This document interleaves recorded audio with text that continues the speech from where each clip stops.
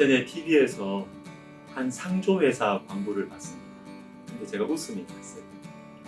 대한민국 1등 상조. 이 세상에서 가장 든든하고 믿을 수 있는 하나뿐인데, 제가 1등 회사라는 것은 알겠는데 그래도 세상에서 가장 든든하고 믿을 수 있는 곳, 이건 너무했잖아요.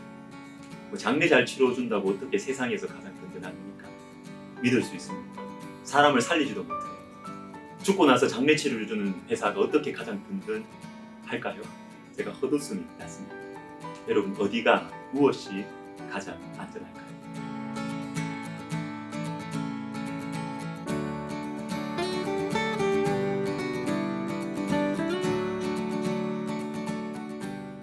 잠언 3장 21절과 25절을 읽어드리겠습니다. 잘 보십시오. 내 아들아, 완전한 지혜와 근신을 지키고 이것들이 내 눈앞에서 떠나지 말게 하라. 너는 갑작스러운 두려움도 악인에게 닥치는 멸망도 두려워하지 말라.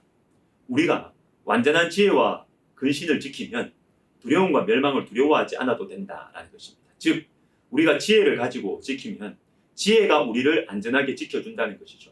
여러분, 완전한 지혜가 무엇일까요? 바로 이어지는 26절에 나옵니다. 대저 여호와는 내가 의지할 이시니라. 내 발을 지켜 걸리지 않게 하시리라. 완전한 지혜는 여호와 하나님이십니다. 여러분, 여기에서 하나님 백성들이 어떻게 살아가는지를 알 수 있습니다. 우리가 하나님 말씀을 지키면 하나님은 우리를 지켜주십니다.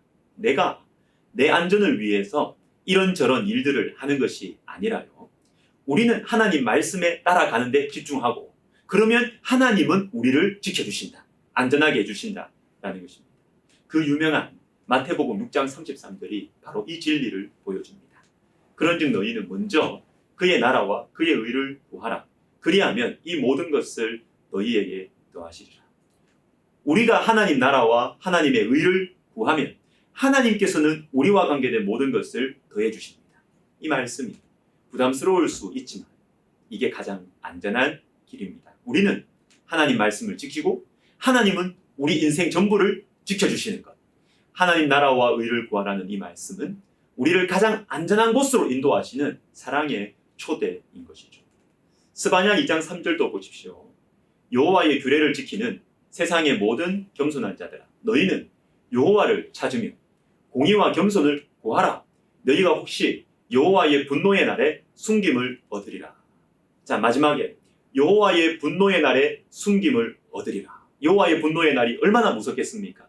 그런데 이 무섭고 위험한 날을 피할 수 있는 길, 숨을 수 있는 길이 있다라고 하십니다. 그건 바로 하나님의 말씀을 지키며 하나님을 찾는 것입니다.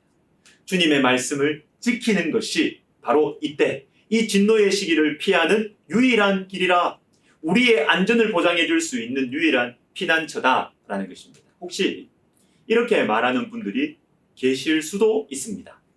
지금은 힘이 없어서 못하겠다. 마음이 너무 낙심이 돼서 못하겠다. 지금 내가 믿었던 것들이 다 무너졌다. 재물, 건강, 인간관계 등등 다 날아갔다. 힘 좀 생기면 하나님 찾을게. 내 마음이 좀 괜찮아지면 말씀 읽고 순종하고 교회 나갈게. 여러분, 아닙니다. 하나님을 찾지 않으면 죽습니다. 하나님을 찾는 것이 안전하고요. 하나님의 말씀을 읽고 묵상하고 지키는 것이 우리의 피난처, 가장 안전한 곳입니다. 저는 우리 교회 성도님들에게 이런 말을 자주 합니다. 기도의 문이 열려야 하늘 문이 열립니다. 하늘 문이 열려야 인생의 문이 열립니다. 맞습니다. 하늘 문이 열려야 인생의 문이 열리는 것입니다. 그런데 하늘 문이 어떻게 열리는가 하면 기도의 문이 열려야 하는 것입니다. 여러분, 기도할 때 말씀이 믿어집니다. 말씀에 담긴 하나님의 마음을 알게 됩니다. 기도할 때. 좀 전에 봤던 이 산상설교의 말씀, 먼저 그의 나라와 의를 구하라. 그리하면 하늘에 계신 너희 아버지께서 이 모든 것을 더하여 주시리라. 이 말씀을 읽었다고 해봅시다. 무슨 말인지 다 알아요. 근데 문제는 안 믿어지는 것입니다. 내 마음으로. 염려 안 하고 나는 주님의 나라와 의를 구하면 내 인생이 정말 안전할까? 안 믿어지는 것입니다. 근데 여러분, 기도하면 믿어집니다. 이 말씀이. 기도할 때 하나님이 내 아버지시구나. 아버지가 내 인생을 책임지시겠지. 믿어지는 것입니다.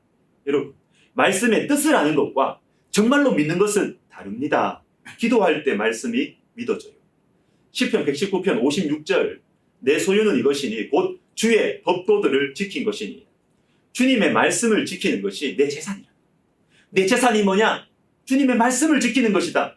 자, 이 말 자체, 이 말 의미를 모르는 사람은 없습니다. 근데 문제는 과연 그럴까? 아파트 하나 더 사놓고 주식을 더 사놔야 자식들에게 물려줄 재산이 있지. 하나님 말씀 지키는 것이 정말 내 재산이 될까? 안 믿어지는 거예요. 안 믿어지는 거예요. 근데 여러분, 기도할 때 믿어집니다. 내가 아파트를 한 채 더 사는 것보다 하나님의 말씀에 순종하는 것이 내 재산이다. 우리 자녀손들을 위해서 더 확실한 유산이 된다. 이게 기도할 때 믿어지고, 기도할 때 이 말씀에 담긴 하나님의 자신감, 하나님의 마음을 알아차리게 되는 것이죠. 종교개혁자 마틴 루터가 이런 말을 했습니다. 독서와 연구보다 기도를 통해서 하나님의 진리를 더 많이 알게 되었다. 여러분, 마틴 루터가 지금 알게 됐다라고 말하는 하나님의 진리가 뭘까요?